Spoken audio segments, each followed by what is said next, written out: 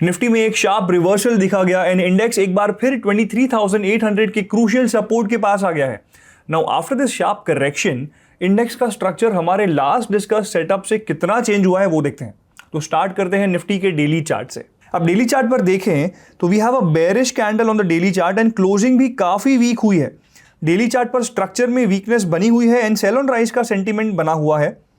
Major resistance 25,400 and 24,600 की इस range में है। अब 1 आवर के चार्ट पर हमने इस रेंज को प्लान किया था of 24,500 and 23,800। The view was कि after a sharp fall index इस रेंज में टाइम स्पेंड कर सकता है एंड कोई भी डायरेक्शनल सेटअप हम इसके ब्रेक पर कंसिडर करेंगे। रेंज डाउन साइड में ब्रीच हुई है but we will wait for proper closing. तो 1 आवर पर भी 24,600 एंड 24,300 एक इमीडिएट रेजिस्टेंस की तरह काम कर रहे हैं। अब 17 मार्च की एक्सपायरी का इनिशियल ओपन इंटरेस्ट देखें तो 24,300 की स्ट्राइक पर हाईएस्ट कॉल बेस है।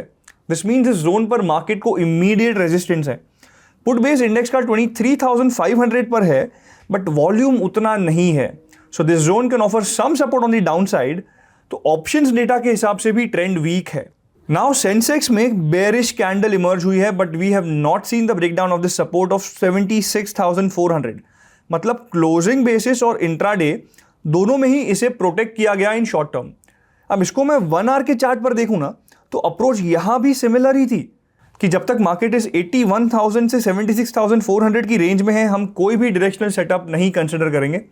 अब यहां पर अगर ये 76,400 का सपोर्ट ब्रेक होता है विद अ स्ट्रॉन्ग कैंडल तो this will be a sign of weakness. Resistance 81,100 का ये zone and range down side में ब्रीच होती है तो शॉर्ट टर्म में 78,500 पर भी मार्केट को रेजिस्टेंस मिलेगा।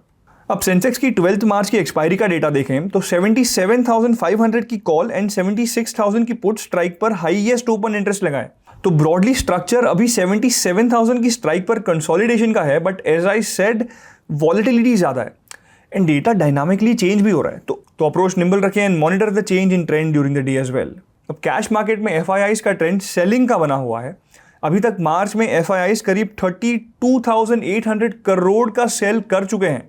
We can see that this figure is slowly approaching the sell figure which we saw in January. Index futures में FIIs ने अपनी पोजीशन को अभी भी नेट शॉर्ट बनाया हुआ है। 88% कॉन्ट्रैक्ट शॉर्ट अभी भी सस्टेन करना after this correction it shows that they are not in mood to cover these short contracts.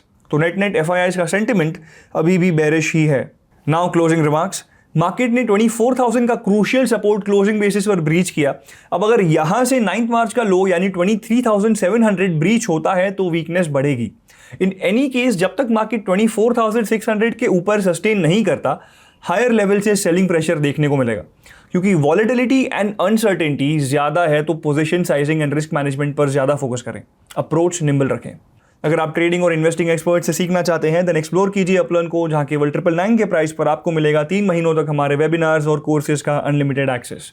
ज़्यादा डिटेल्स के लिए डिस्क्रिप्शन चेक कीजिए और ऐसे ही इंसाइटफुल वीडियोस के लिए subscribe to Upstox. Investment in securities market are subject to market risks. Read all the related documents carefully before investing.